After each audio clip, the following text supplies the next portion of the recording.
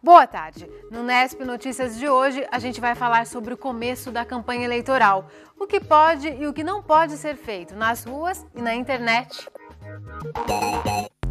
Cartazes e faixas de propaganda não podem ser fixados em praças ou parques. Promessas do atletismo treinam em Bauru em busca de medalhas no futuro.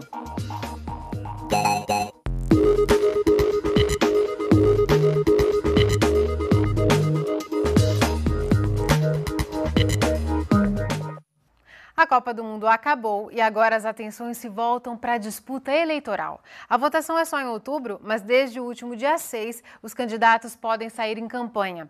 O Tribunal Superior Eleitoral determina o que é permitido na hora de pedir votos. Nas ruas, as regras são bem rígidas. Em outubro, os brasileiros vão votar para presidente, governador, senador, deputado federal e estadual. Com tantos candidatos, o volume de propaganda eleitoral também acaba sendo grande. Mas as campanhas só podem ser realizadas de acordo com as regras do Tribunal Superior Eleitoral. Em locais públicos, como parques e praças, não é permitido fixar nenhum tipo de cartaz, faixa ou material de propaganda. No caso de comícios nesses locais, é preciso comunicar os órgãos públicos com 24 horas de antecedência e não pode ter apresentações de artistas. Em relação aos comícios, é proibido qualquer tipo de contratação de profissionais da área artística para promover o evento. Tem que só haver o discurso em si da parte dos candidatos que estão envolvidos, não podendo ser utilizado esse tipo de atividade. Também ficam proibidos o uso de outdoors, a distribuição de brindes de qualquer natureza e o uso de serviço de telemarketing. Apenas mensagens de texto podem ser encaminhadas desde que o eleitor tenha a opção de cancelar o envio.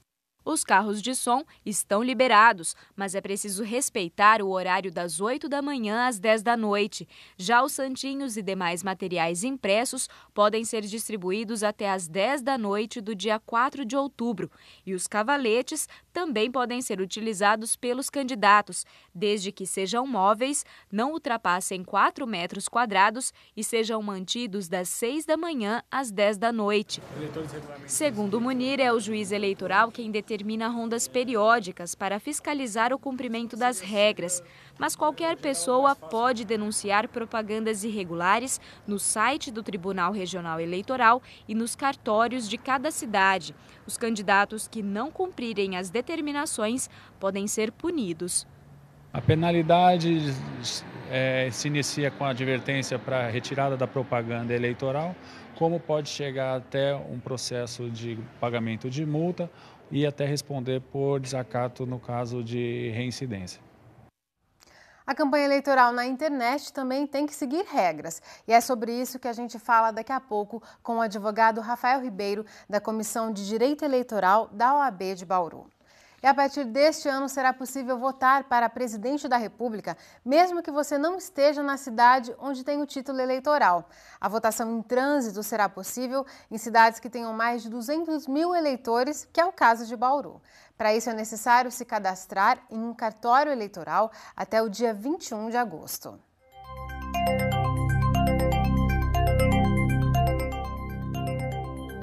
Vamos saber agora como fica o tempo. Devemos ter mudanças a partir de sexta-feira. Veja os detalhes no mapa. Uma massa de ar frio e seco deixa o tempo estável em todo o estado de São Paulo. Na sexta-feira, a chegada de uma frente fria deve trazer chuva a várias regiões. Em Bauru, a umidade do ar agora é de apenas 43%. Os ventos sopram a 8 km por hora. Hoje a mínima foi de 13 graus e a máxima ficou em 25. Amanhã as temperaturas devem variar entre 17 e 28 graus. E atenção, motoristas que circulam pela região do Bauru Shopping. Nos próximos dias, a Indurb vai fazer várias interdições para recapeamento das ruas do entorno. Veja como fica o trânsito. Nesta quinta-feira, ficam interditadas a quadra 38 da Marginal da Avenida Nações Unidas, no sentido Centro Shopping, e também as quadras 1 e 2 da Rua Doutor Adolfo Miralha e as quadras 1 e 2 da Rua Batista de Ângeles. Por causa da obra, a Rua Adolfo José Pereira terá o sentido invertido enquanto durar a obra. O acesso ao shopping deve ser feito pela rua Otávio Pinheiro Brizola. Já na sexta-feira, a interdição vai descer para as quadras 36 e 37 da Marginal das Nações Unidas. E o acesso ao shopping deverá ser feito pela rua Felício Soube ou pela rua Eduardo Vergueiro de Lorena e pelo Otávio Pinheiro Brizola. Na segunda-feira, a Marginal das Nações Unidas vai ter o acesso impedido entre as quadras 33 e 35. Neste dia, o acesso à pista principal das Nações deve ser feito pela rua Henrique Save e pela rua Guilherme de Almeida. Na segunda também, a rua Felício Soube terá o sentido de direção invertido nas quadras 4 e 5. O Nesp Notícias faz um rápido intervalo e ainda hoje a gente conversa com o advogado Rafael Ribeiro. Ele vai falar sobre as regras da campanha eleitoral na internet. Tem alguma dúvida ou comentário? Mande pra gente. E já no próximo bloco, conheça jovens que são promessas do atletismo aqui em Bauru. O Nesp Notícias volta já já. De volta com o Nesp Notícias. Foi assinada agora à tarde a escritura pública da Fundação Regional de Saúde. O registro contou com a presença dos prefeitos das cidades de Pederneiras, Macatuba, Agudos e Lucianópolis, que compõem a fundação, além de Bauru. A entidade tem sido apontada como uma alternativa para a contratação de médicos aqui para o município.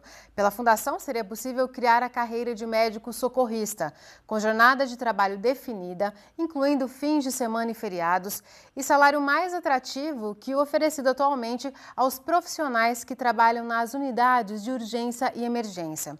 O secretário municipal de saúde, Fernando Monte, também defende que a fundação seja a gestora de pelo menos uma das UPAs da cidade, para o governo poder comparar se assim haveria uma melhora no atendimento à população. Ainda de acordo com o secretário, a fundação deve começar a funcionar em até 2 meses. Estão abertas as inscrições para o concurso Miss e Mister Melhor Idade. Podem concorrer pessoas com mais de 60 anos que moram em Bauru. O objetivo do concurso é valorizar a experiência, a sabedoria e a elegância dos participantes, além da socialização. As inscrições devem ser feitas até o dia 31 aqui na Secretaria de Bem-Estar Social, que fica na Avenida Alfredo Maia, quadra 1. A secretaria funciona das 8 horas da manhã até as 5 horas da tarde. Outras informações pelo telefone 3227-8624. Guilherme Tavares para o Nesp Notícias. Em Bauru, jovens atletas que treinam pela Secretaria Municipal de Esportes ganham destaque em competições estaduais. São promessas em busca de bons resultados no segundo semestre. Para quem tem pretensão de medalhas, não tem tempo ruim que espante o treino. Esses jovens visitam a pista de atletismo 5 vezes por semana. Velocidade, força e intensidade para lapidar novos talentos. Eu tenho diversos atletas, velocistas, saltadores, fundistas. Então, cada prova tem um treino específico. Mas eles treinam sempre no mesmo período, para quê? Para treinar em equipe, que um incentiva o outro no treinamento e isso ajuda bastante a manter a motivação. Qual que é a dificuldade de treinar um jovem? A dificuldade é o quê? Manter o foco deles. A gente tem que fazer várias atividades diferentes, manter eles motivados no esporte. Porque hoje em dia a televisão, a internet, desvia muito o foco deles. Então a gente tem que manter a motivação desses atletas. A equipe de atletismo da Secretaria Municipal de Esportes já colhe resultados expressivos nas categorias juvenis. Cleverson tem 15 anos e a segunda posição no ranking brasileiro dos 250 metros rasos. É um velocista, gosta de provas de explosão. A preferida é a de 75 metros. Eu sou um pouco mais rápido, eu tenho mais explosão e prova de resistência não sou muito assim chegado, sabe? Eu gosto bem mais de provas rápidas. Para ter um desempenho bom nesse tipo de prova, como é que é o treinamento? O treinamento tem que ser um treinamento forte, de bastante peso, bastante rampa, essas coisas assim para melhorar mais a perna, a musculatura, desenvolver mais. Já a Evelyn percorre distâncias mais longas. A preferência são as provas de fundo. Em abril, ela conquistou o 3º lugar no Campeonato Brasileiro Juvenil e defendeu a seleção brasileira em uma competição no Paraguai. E em junho, no Campeonato Brasileiro, foi a 4ª colocada nos 3.000 metros com obstáculos. Resultado que a credenciou para disputar o Troféu Brasil de Atletismo em outubro. Você está treinando agora. Qual que é o principal foco, o principal objetivo? Agora que a gente já tô com ranking, melhorar mais no tempo e ir no Troféu Brasil. Os bons resultados deste ano fizeram a equipe sonhar com passadas mais largas. A meta agora é conseguir índices nas provas da Federação Paulista de Atletismo para tentar um incentivo financeiro do Bolsa Atleta. Sem incentivo fica complicado, né? Porque como eles já estão, chega aos 15, 16 anos, já tem que começar a trabalhar. Então essa bolsa vai ajudar a manter eles no esporte. Com o dinheiro da bolsa, a atenção pode ficar voltada apenas para o esporte e as pistas vão ganhar dedicação integral.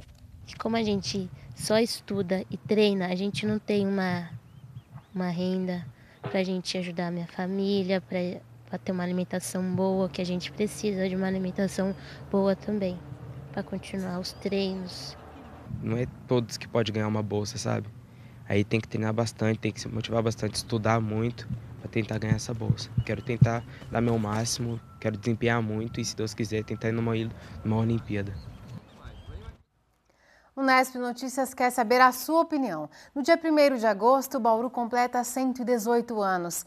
E no aniversário da cidade, qual dessas 5 obras você gostaria de ver pronta? A reforma da estação ferroviária, a construção da estação de tratamento de esgoto, a remodelação da Avenida Rodrigues Alves, a reforma do pronto-socorro central ou a finalização do viaduto inacabado? Você pode votar pelo nosso site e também no portal de interatividade para a TV digital. Se você nos assiste aí pelo canal em HD, no canto superior da sua tela é possível ver um ícone de interatividade. Clique com o controle remoto e participe. A gente faz agora mais um intervalo e, na sequência, vamos conversar ao vivo com o advogado Rafael Ribeiro, da Comissão de Direito Eleitoral da OAB de Bauru. Tem dúvidas sobre a campanha? Escreva ou ligue para a gente. O Nesp Notícias volta já já. Nós já falamos hoje sobre as regras para a campanha eleitoral. E neste ano teremos eleições com a maior influência das redes sociais da história.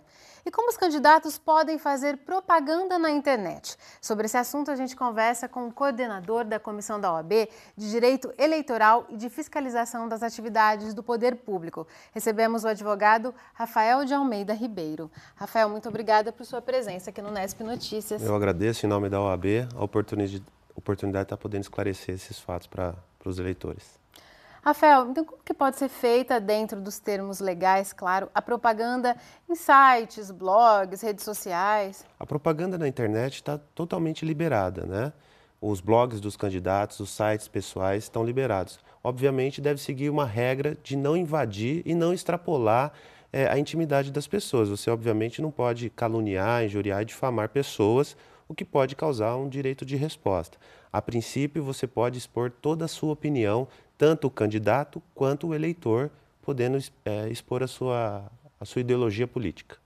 E o candidato pode enviar e-mails ou mensagens inbox, no caso do Facebook, ou SMS, quer dizer, mensagens dirigidas ao eleitor. Isso é legal? Sim, pela legislação é permitido. No caso do SMS, né, que estava mais popular agora, o Facebook, o candidato que enviar essa mensagem tem que colocar um link para que o eleitor possa pedir o descredenciamento para não receber mais essa mensagem, né? Então, no SMS, chegando a informação, o eleitor tem que ter a possibilidade de se pedir o descadastramento, não receber mais essa informação, tanto no SMS quanto no Facebook, com mensagens inbox, né?